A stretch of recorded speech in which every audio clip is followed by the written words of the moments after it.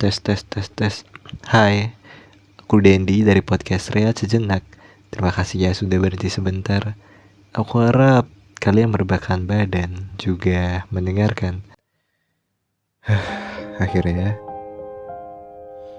kita bertegur sapa kembali setelah sekian lama kita nggak bertemu. Dan gak kerasa kita sudah masuki bulan Ramadan gitu. Ya, aku minta maaf ya kalau mungkin ya ada ucapanku ketika kalian mendengarnya itu ngerasa menyakiti hati kalian atau menyinggung hati kalian. Aku minta maaf ya. Dan aku doakan di bulan Ramadan ini kalian tuh banyak berkah ya, dan kalian bisa menjalankan aktivitas dengan lancar. Dan juga kalian bisa menjalankan ibadah Ramadan ini dengan tenang dan sepenuh hati gitu. So, tanpa lama-lama, karena di sini tuh episode yang akan aku bahas itu akan berjudul evaluasi terhadap diri kita sendiri gitu ya. Jadi aku cuma pengen ngajak kalian untuk menyelami diri kalian lebih dalam lagi gitu. Mengetahui seberapa dalam luka yang kalian sebabkan terhadap diri kalian sendiri. Padahal kita tuh gak sadar kalau kita tuh setiap harinya berjalan dengan luka-luka yang belum sembuh secara normal, belum sembuh secara total, entah luka mental, luka badan, atau luka yang disebabkan oleh pokoknya diri kita sendiri lah gitu. Kali ini aku akan mengajak kalian untuk menyelami diri kalian lebih dalam lagi. Untuk itu mari kita mulai dari diri kita ketika waktu kecil. So, kenapa sih aku pengen bahas kenapa gunanya membahas diri kita waktu kecil gitu, apa gunanya gitu. Terus sekarang kita udah jadi dewasa gitu kan, gak ada gunanya gitu kita ngebahas hal di masa kecil. Itu kan masa lalu untuk dilupakan gitu. Nah, kenapa aku pengen bahas menyelami diri kita lebih dalam? Karena aku mikir kalau mungkin di antara kita tuh ada yang di fase krisis identitas lah, apalagi di umur 20 tahun, 25 tahun atau 30 tahun yang sedang mengalami tekanan batin, tekanan kerja, atau tekanan dalam rumah tangga. Dan kalian bingung gitu, sebetulnya kalian tuh berjalan dengan luka-luka yang belum sembuh, tapi kalian juga lupa bahwa luka itu kalian ciptakan sendiri gitu. Secara sadar kalian tuh menyiksa diri kalian sendiri, tapi kalian lupa kalau ada sisi masa lalu, ada sisi ketika kita kecil yang perlu diucapkan terima kasih. Karena diri kita ketika kecil mengantarkan kita menjadi dewasa yang sangat kuat, yang setiap harinya dipenuhi oleh masalah-masalah yang berat gitu. Kita mulai di umur ketika kita bayi gitu. Ketika kita bayi, waktu awal kita lahir, kita cuma bisa menangis. Kita hanya bisa menangis. Untuk minum susu saja kita harus menangis gitu. Untuk makan aja, kan minum ASI itu adalah makanan kita waktu bayi ya, itu cuma bisa menangis. Buang air kecil aja kita cuma bisa menangis. Buang air besar kita cuma bisa menangis. Kita gak bisa tengkurap, kita gak bisa ngomong. Yang hanya kita cuma bisa kedip-kedip. Kita cuma bisa ketawa. Kita cuma bisa ya pokoknya intinya kita cuma bisa menangis. Dan ketika itu kita menjadi versi orang yang paling lemah gitu. Kita menjadi versi makhluk yang diciptakan oleh Tuhan yang paling lemah. Bahkan kita menjadi makhluk yang paling suci pada usia bayi itu. Akhirnya selama kehidupan kita berkembang, kita mulai tumbuh gigi, kita bisa makan, kita bisa menangis juga. Ya walaupun kita tahu kapan waktunya kita menangis, kapan waktunya kita berhenti menangis, dan kapan ketika kita tuh ingin buang air besar gitu. Ya tetap aja meskipun kayak gitu kita juga harus menangis karena kita masih belum bisa bicara gitu. Kita mulai belajar tengkurap, kita mulai belajar menyangga leher, kita mulai belajar merangkak, ya kan? Kita mulai bisa duduk, dan pada akhirnya kita mulai bisa berjalan. Di usia 2 tahun, sekitar 2 tahun dan 5 tahun, kita mulai belajar untuk mengeksplor lebih jauh lagi. Kita mulai mempunyai memori, kita mulai bisa untuk bicara, kita mulai bisa mentelaah informasi-informasi yang itu ringan-ringan aja. Contohnya kayak kita berangan bahwa ya gimana caranya kita bisa menjadi superhero favorit kita waktu kita kecil gitu. Gimana caranya kita tuh menjadi anak yang rajin mengaji, rajin menolong orang tua, tidak membuang sampah pada sembarangan tempat gitu. Jadi kita membuang sampah pada tempatnya gitu. Kita jadi anak-anak yang lucu dan mengemaskan. Kita disukai banyak orang dan cuma modal kita tersenyum, kita mulai mengurangi diri kita untuk menangis. Kita di situ di usaha segitu kita mulai lebih kuat lagi. Kita udah jarang menangis. Kita hanya menangis karena kita dimarahin oleh orang tua kita. Ya walau meskipun bukan salah kita ya waktu itu, tapi ketika kita berbuat salah, ya kita dimarahin. Kita ketika bertengkar, kita tetap aja dimarahin. Kita berharap mendapatkan perlindungan, kita mengadu kepada orang tua kita waktu kecil dulu, malah kita ya dimarahin. Kita ditabok lah, dicubit,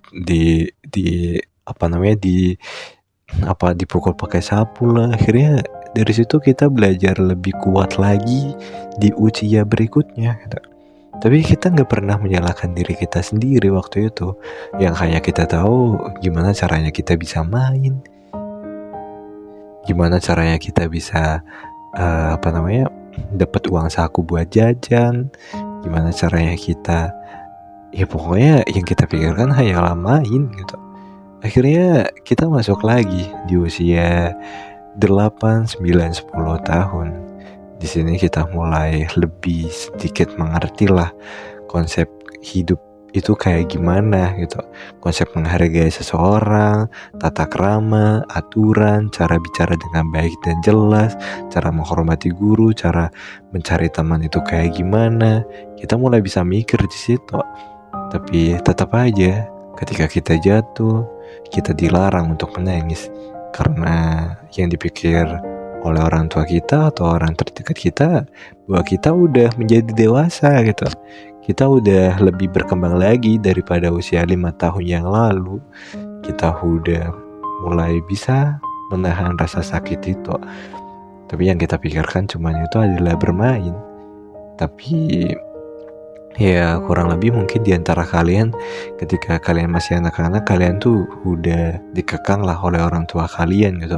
Kalian ngerasa bahwa tekanan untuk belajar seharian itu adalah hal yang terbaik untuk orang tua kalian. Tapi di sisi lain, kalian juga ingin merasakan kayak teman-teman yang lain yang menikmati masa kecil mereka dengan selayaknya anak kecil gitu. Bukan jadi kayak alat tempur yang dikejar untuk mengejar prestasi. Akhirnya kalian mendapatkan luka di situ. Kalian iri pada kawan-kawan kalian. Tapi sebetulnya coba kita pikir-pikir, kita tarik lagi di usia kita yang sekarang ini, kita ngerasa bahwa ya gak sia-sia ternyata kita belajar pada usia dini waktu itu. Dan orang tua kita juga ternyata punya cara masing-masing untuk mendidik kita dan memberitahu kita ketika kita di masa-masa umur segitu ya kan. Akhirnya kita tumbuh lagi. Kita tidak menyalahkan diri sendiri karena kita hanya mengikuti arus aja. Ketika itu yang kita pikirkan semuanya ya tetap aja kita dapat uang jajan, kita sekolah, kita capek, kita tidur siang, dan malam hari kita belajar gitu. Akhirnya kita nggak bisa tidur dan kita nggak bisa main juga. Ya terpaksa karena kita takut untuk dimarahin. Akhirnya kita terpaksa untuk menjalani hari-hari yang seperti itu. Dan sama aja kita masih ngerasa anak-anak di usia 9, 10, 8, 9, 10 tahun gitu ya kan. Akhirnya kita masuklah di fase mungkin kalau kita lebih cepat merasakan sedikit berpikir lebih dewasa lagi, mungkin di 10 tahun, 11 tahun, 12 tahun, dan 13 tahun kita memasuki masa remaja kita. Kita di situ mulai lebih mikir lah, hidup tuh kayak gimana gitu. Kita mencari jati diri kita di situ. Di situ ada ketimpangan sosial, entah kenakalan remaja terjadi di usia itu. Kita mencari identitas kita mendapatkan hal baru, lebih banyak lagi kawan-kawan yang kita temui dengan latar belakang yang berbeda gitu. Bahkan kita merasakan cinta waktu itu. Walau itu cinta monyet ya, tapi kita merasa sakit hati untuk itu. Kita sedih karena cinta yang gagal kita alamin. Kita menyalahkan diri sendiri karena sakit hati yang kita buat pada waktu itu. Akhirnya mungkin di antara kalian beberapa ada yang menyesal mengambil jalan, sehingga itu membuat bekas luka yang sampai sekarang kalian sesali gitu. Sampai di usia yang sekarang ini, yang seperti dewasa ini, kalian ada yang mengejar prestasi, ada yang mengidolakan ini, ada yang mengagumi ini, dan ada yang mencari hal-hal yang positif, dan ada juga yang negatif gitu. Soalnya aku masih ingat bahwa ketika aku SMP waktu itu, adalah sisi buruknya kawan-kawanku yang nakal, kawan-kawanku yang rajin, kawan-kawan yang baik, dan semuanya tuh campur jadi satu. Kita nggak bisa ngepilah-pilah kalau kita tuh nggak open minded pada saat itu. Kita ikut campur dan mungkin kita terbawa arus oleh mereka gitu. Yang pada akhirnya itu menyebabkan luka penyesalan terhadap diri kita pada waktu itu. Otomatis ya mungkin waktu itu kita memang nggak sadar, kita tumbuh lagi ke usia yang lebih dewasa lagi. Kita memasuki masa SMA, di mana masa ini kita harus menentukan masa depan kita lebih jelas lagi gitu. Karir kita akan kemana, tujuan kita akan kemana, dan kita terpaksa untuk dituntut menjadi orang yang dewasa gitu. Kalau kalian punya adik, kalian punya saudara, kalian harus mengalah lebih dulu.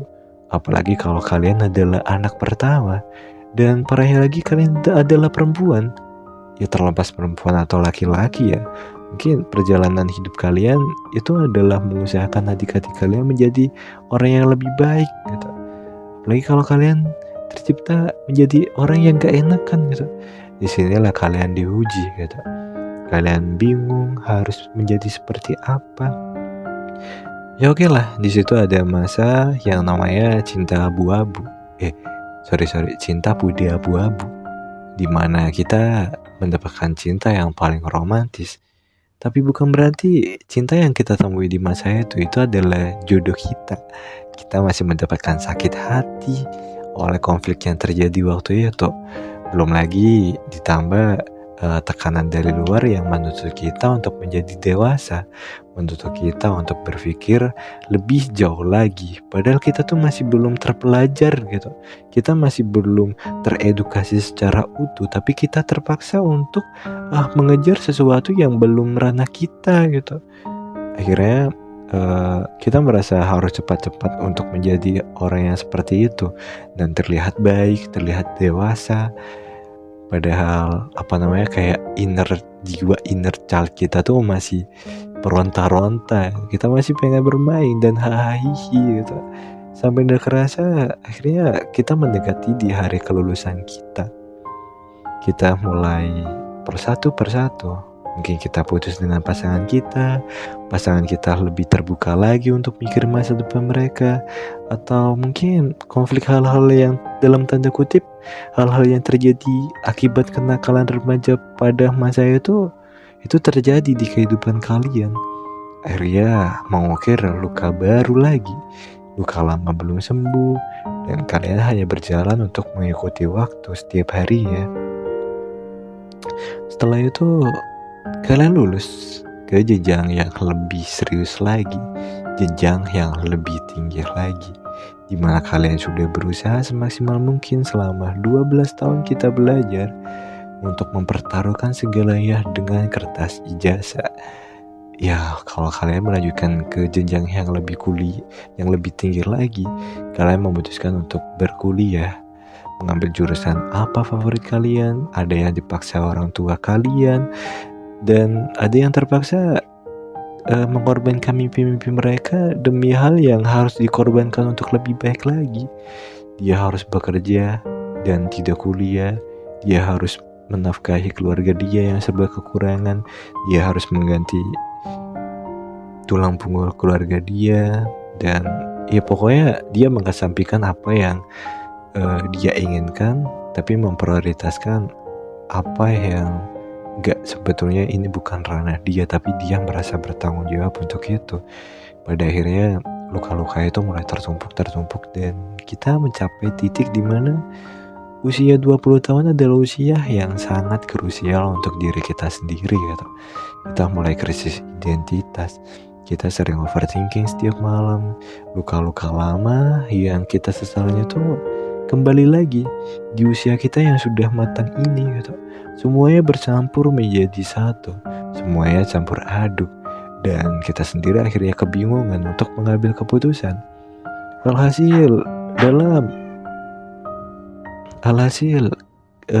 masa ini kita kadang terjumus oleh kejahatan. Ya amit-amit, aku sih gak doakan itu ada, tapi ini kan fase perjalanan hidup. Di hidup kan gak ada manusia yang betul-betul baik dan sempurna. Pasti di antara kita juga ada yang pendosa dan kembali menjadi lebih baik lagi dari sebelumnya. Tapi terlepas itu pengalaman hidup kan kita sebagai manusia atas rasa penasaran itu pasti terjadi gitu. Akhirnya konflik dari internal tuh mempengaruhi kita gitu. Dari lingkungan kita yang ikut-ikutan menyerang diri kita, dari hal-hal yang tidak kita inginkan itu menyerang diri kita sendiri. Akhirnya beban luka-luka lama yang belum sembuh itu tertumpuk lagi dengan luka-luka baru gitu. Akhirnya kalian menyalahkan diri sendiri. Kalian terpuruk, kalian putus asa, kalian menjadi orang yang paling sedih di dunia gitu. Dan jujur aja gitu, kalau kita selami lagi lebih dalam lagi diri kita, bahkan diri kita aja benci lihat diri kita yang terpuruk kayak gini gitu. Diri kita aja sebetulnya bukan ini yang kita mau, sebetulnya bukan ini yang kita inginkan gitu. Yang kita inginkan adalah masa depan cerah, karir yang gemilang, dan ekonomi yang baik-baik aja itu, tanpa tekanan batin, tanpa beban yang diberikan orang lain atau apapun itu yang menghambat diri kita. Tapi hal-hal kayak gitu kan gak bisa kita hindari gitu. Hal-hal yang di luar ranah kita itu pasti terjadi, dan pada akhirnya kita berdamai untuk itu. Kita menelan semua luka-lukanya itu hingga kita menjadi mati rasa gitu. Kita gak ada asumsi lagi bahwa kita tuh akan berhasil, bahwa mimpi kita akan berhasil gitu. Kita akhirnya lebih jahat lagi terhadap diri kita sendiri. Kita gak memaafkan diri kita sendiri. Kita terus menghajar diri kita sendiri dengan pikiran-pikiran bahwa kita tuh adalah manusia yang gagal, bahwa kita overthinking, bahwa kita tuh gak ada, kayak kita orang paling gak beruntung di dunia ini deh gitu. Kenapa sih? Padahal kita gak minta dilahirkan, dan kenapa aku harus mengalami kehidupan yang berat kayak gini gitu? Kita menyalahkan segalanya. Kita udah gak bisa mikir rasional lagi karena kita terus-terusan menyalahkan diri kita sendiri gitu. Sampai suatu ketika kita mencoba untuk bercermin. Ketika kita lihat di cermin, ternyata muka kita makin berubah. Aura-aura kebahagiaan itu makin hari kok makin hilang. Kita mulai membandingkan diri kita, foto kita ketika kecil, hingga kita di versi dewasa menyebalkan ini. Ternyata kita sudah berjalan sejauh ini tanpa mengucapkan terima kasih banyak terhadap diri kita di masa kecil dulu. Yang mereka di versi kecil dulu memperjuangkan kehidupan kita menjadi pribadi yang kuat hingga sekarang ini. Bahkan seperti yang aku bilang tadi, bahkan diri kita sendiri pun benci terhadap diri kita sendiri gitu. Kita gak pernah memaafkan diri kita sendiri. Kita gak pernah mengapresiasi diri kita sendiri. Padahal yang kita lakukan setiap hari ya itu adalah proses menuju kita berhasil gitu. Toh gak ada salahnya. Gak ada salahnya kita membuang kegagalan sebanyak apapun itu demi satu keberhasilan gitu. Bahwa kita percaya kalau usaha tidak mengkhianati hasil. Ya meskipun kita tahu bahwa realita itu jahat, tapi kalau bukan diri kita sendiri yang kita percaya, siapa lagi? orang lain gak tahu apa yang kita lakukan, kita juga gak bisa minta tolong setiap harinya kepada orang lain. Yang bisa menolong kita adalah diri kita sendiri. Yang bisa nentuin kita adalah ya diri kita sendiri. Kalau kita membenci diri kita sendiri, ya apalagi yang kita punya gitu. Apalagi yang harus kita jaga hingga semuanya bakal baik-baik aja di kehidupan berikutnya.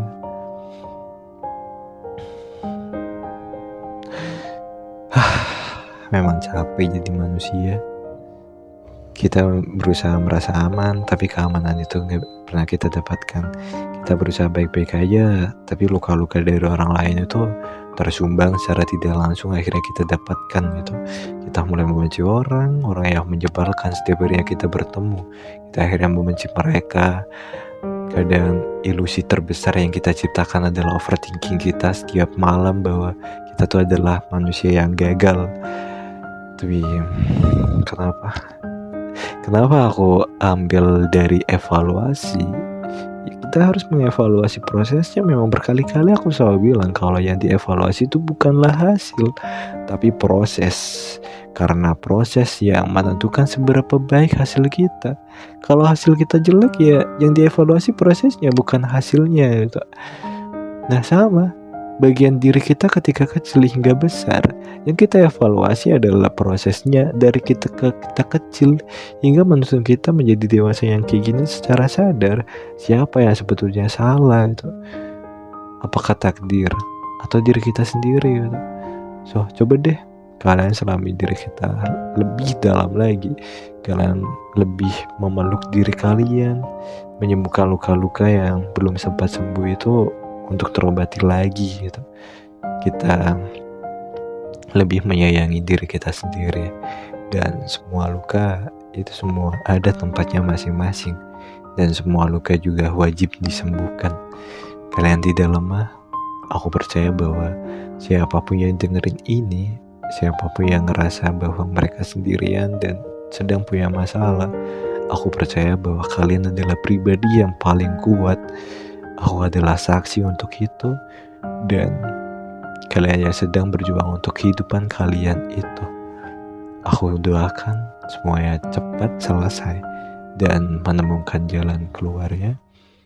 So kita semua manusia di dunia ini, dunia yang sangat fana ini dan tidak abadi. Terlepas apapun yang kita cari, itu semuanya juga sementara. Tapi menyayangi diri sendiri dan membahagiakan diri sendiri itu gak selamanya ada. Jadi kedepannya aku harap lebih sayangilah untuk diri kalian sendiri gitu. Jangan terus disalah-salahkan lah. Kita juga bisa peluk diri kita sendiri gitu. Kalau lagi punya masalah dalam percintaan, ya semoga cepat selesai lah. So untuk itu terima kasih banyak udah dengerin sampai detik ini gitu. Dan aku tetap minta maaf kalau aku masih belum bisa konsisten, karena aku sendiri juga sedang kacau-kacaunya dalam krisis identitas, dan aku masih harus berperang dengan rasa malasku gitu. Aku juga sedikit banyak masalah juga yang aku alamin, tapi ya kayak gitulah. Pada akhirnya titik balikku adalah pengalaman yang aku alamin, pengalaman yang terjadi dalam kehidupanku. Akhirnya aku bisa menceritakan kepada kalian yang mendengarkan podcast kecil-kecilan ini. Dan aku masih berharap bahwa podcast kecil-kecilan ini bisa menolong kalian. Dan mungkin beberapa hal itu bisa membuka pola pikir kalian, sehingga kalian ngerasa bahwa oh ternyata aku gak sendirian ya. Ternyata banyak di luar sana tuh orang-orang yang sepemikiran gitu. Kalian juga bisa cerita di kolom komentar ya kan? Atau kalian bisa memberitahu kawan-kawan kalian yang mungkin butuh pencerahan atau apapun itu. Mungkin suatu saat aku akan belajar lebih keras lagi, belajar lebih giat lagi agar ya otakku semakin berkembang dan aku tahu arahnya gitu ya kan. So gue Dendi dari podcast Rehat Sejenak. Terima kasih banyak ya sudah mendengarkan hingga detik ini. See you, bye bye. Terima kasih.